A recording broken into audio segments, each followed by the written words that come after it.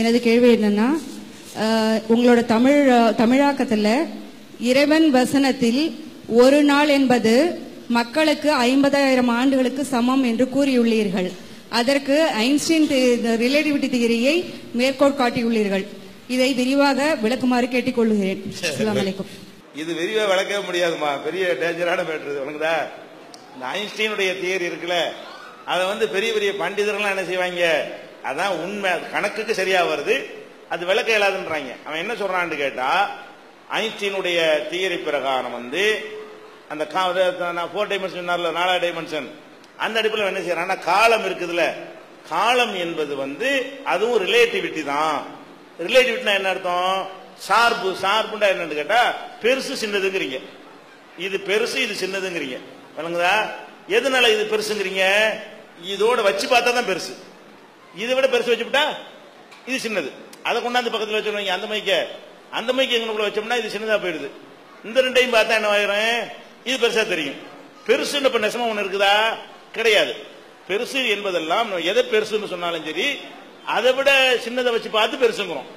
எதை சின்னதுன்னு நம்ம சொன்னாலும் சரி, அதுக்கு மேல ஒரு பெருசோட கம்பேர் பண்ணி என்ன செய்யறோம், சின்னதுங்கிறோம். நம்ம சின்னது பெருசு என்று சொல்வதெல்லாம் அது நெசம் கிடையாது, ஒரு சார்பியல். சார்பியல் அர்த்தம் இன்னொன்னை சார்ந்து அந்த பேர் வருது. வழங்குதா? அதனோட ஒப்பிட்டாதான் இது சின்னது, இதனோட ஒப்பிட்டாதான் இது பெருசு. சும்மா இது சின்னதுன்னா எப்படி, எதை விட சின்னது சொல்ல முடியும்? இது என்னன்னு ஒருத்தன் கேட்கலாம், சின்னதா பெருசா சொல்ல முடியாது. வழங்குதா? அப்ப அல்ல கற்பனையிலேயாவது முன்னாடி ஒண்ணு இருக்கும். இது சின்னதுன்னு எப்ப சொல்லுவீங்கன்னா, பொதுவா பெருசா ஒண்ணு பார்த்து பழகிருப்பீங்க, அது உங்க பிம்பமா உட்கார்ந்து இருக்கும், அதோட கொண்டா வச்சுதான் நீ சின்னது. நீங்க வழக்கமா பார்த்திருப்பீங்கல்ல, செல்போன் இருக்குது, இதை சின்னதுங்க மாட்டீங்க, இத்தனை ஒருத்தன் காட்டினான்னு வைங்க சின்னதுன்றீங்க. ஏன்? அதை மட்டும் பார்த்துட்டு சின்னது காரணம் என்னன்னு கேட்டா, இதை பார்க்காட்டாலும் இது இங்க இருக்குது மூளையில. செல்போன் இல்ல இப்படித்தானே இருக்கு, இப்படி இருக்கு. அப்ப கூட அங்க என்ன வருது? சார்பு தான், ரிலேட்டிவிட்டி தான் அது.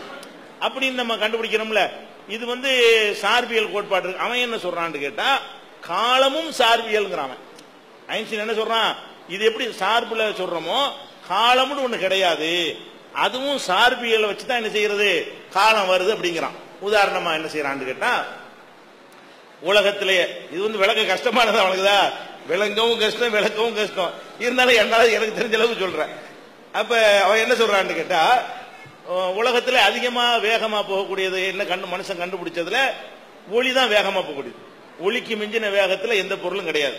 வெளிச்சம், லைட் இருக்குல்ல, இந்த லைட்டுடைய வேகம் ஒரு வினாடிக்கு 3 லட்சம் கிலோமீட்டர் அப்படிங்கிறோம்ல. இந்த டயத்துல என்னவாயிரும், 3 லட்சம் கிலோமீட்டர் ஓடி போயிடும் வேகத்துல. நடிச்சா அவ்வளவு என்ன வேகத்துல போகும் சொல்ல முடியாது. அப்ப அந்த ஒளியுடைய வேகம் அவ்வளவு விரைவான ஒரு வேகத்தில் உள்ளது. அவன் என்ன சொல்றான், ஐன்ஸ்டீன் என்ன சொல்றான்னு கேட்டா, ஒளி வேகத்தில் ஒருவன் பிரயாணம் பண்ணி சென்றால், ஒளி வேகத்துல பிரயாணம் பண்ணி சென்றால் அவனுக்கு காலம் இல்லை. அவன் என்ன சொல்றான், ஒளி வேகத்தில், லைட் வேகம் அப்படி யாரும் போகவே இல்லை. ஒரு பேச்சுக்கு நீங்க 3 லட்சம் கிலோமீட்டர் வேகத்துல போற ஒரு வாகனத்தை கண்டுபிடிச்சிட்டீங்க, அது ராக்கெட் ஏதோ ஒன்று கண்டுபிடிச்சிட்டீங்க. வினாடிக்கு 3 லட்சம், மணிக்கு இல்ல, ஒரு வினாடிக்கு 3 லட்சம் கிலோமீட்டர் வேகத்துல போறோமா, கண்டுபிடிக்கவே இயலாது, அது கண்டிப்பா சாத்தியமே கிடையாது வைங்க. பேச்சுக்கு என்ன பண்ணிட்டீங்க, 3 லட்சம் கிலோமீட்டர் வேகத்துல, இப்படின்னா 3 லட்சம் கிலோமீட்டர் போயிடும். அப்படி ஒரு வாகனத்தை கண்டுபிடித்து அதுல நீங்க பிரயாணம் 25 வயசுல என்ன செய்றீங்க, பிரயாணம் பண்ணி போயிட்டீங்களா? பூமியில உங்களை மாதிரி உங்க இன்னொருத்தர் 25 வயசுக்காரர் இருக்காரு, 2 பேர் இருக்கிறீங்கல்ல, ஒரு 10 வருஷம் அவர் போய்கிட்டே இருக்காரு. என்ன செய்யறாரு, 3 லட்சம் கிலோமீட்டர் வேகத்துல 10 வருஷம் அப்படி போயிட்டு, இங்க 10 வருஷம் ஆகுது, பூமியில 10 வருஷம் ஆகுது. 10 வருஷம் போயிட்டு அவர் இறங்குறாரு. உங்க வயசு எத்தனை? இப்ப 25 வயசா நீங்க இருந்தா உங்களுக்கு எத்தனை வயசு ஆச்சு? இப்ப 35 ஆச்சு. அவனுக்கு 25 வயசு தான் இருக்கும். யாருக்கு?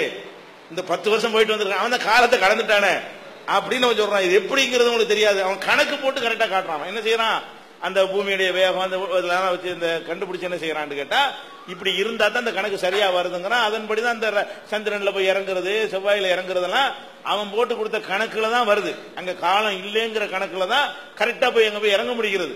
அதனால அது தியரியை நிரூபிச்சு காட்டி விட்டான். ஆனா நமக்கு ஏத்துக்க முடிய மாட்டேங்க. அது எப்படி 10 வருஷம் கழிஞ்சுதானே இருக்கு, 10 வருஷம் கழிஞ்சு இருக்கணும். நம்ம 35 வயசு, அவன் 25 வயசுல இருக்கான். யாரு? 25 வயசா நான் இருக்கும்போது என்னுடைய இன்னொருத்தன் 25 வயசுக்கான மேல போறான். என்ன வேகத்துல போறான்? 3 லட்சம் வினாடிக்கு கிலோமீட்டர் வேகத்துல போறான். இப்படியே போய்கிட்டே இருக்கான். எங்க போனாலும் தெரியல, எவ்வளவு தூரம் போலான்னு பாருங்க, 3 லட்சம் கிலோமீட்டர் எங்கே போயிடலாம். அப்படி 5 வருஷம் அப்படி போயிட்டு 5 வருஷம் இறங்கி வர்றான். 2க்கு டைம் வேணும்ல. 5 வருஷம் அப்படி போறான். 5 வருஷம் இறங்குறதுக்கு ஒரு 5 வருஷம் எடுத்துக்கிறான். வந்து சேர்ந்தா நமக்கு எத்தனை வருஷம் ஆயிடுச்சு, எத்தனை வேலைகள் உலகத்துல செஞ்சு முடிச்சிடறோம். 35 வயசா நம்ம இருப்போம். அவனுக்கு எத்தனை வயசுனா 25 வயசு தான். ஏன் அப்படின்னு சொல்றான் அவன். மேல நீங்க அந்த வேகத்துல போனால் உங்களுக்கு காலம் கிடையாது. அதை வச்சுதான் அவர் கேட்டாரு, அந்த டைமண்ட்ஸ் கேட்டாரு இல்லையா. அது ரொம்ப நெருடலான ஒரு விஷயம். அது அந்த இதுதான் கேட்கறாங்க, விளக்க சொல்றாங்க. அதே மாதிரி அல்லாஹ் என்ன சொல்றான், இறைவன்ட்ட ஒரு நாள் என்பது நீங்கள் கணக்கிடக்கூடிய இன்னயோமன் இந்த ரப்பிக்கே கல்வி சனத்தின் ஹம்சீன் அல்ப சனத்தின் விமா தவுத்தூன், நீங்கள் கணக்கிடக்கூடிய வருஷ பிரகாரம் 50,000 வருஷத்துக்கு சமம்.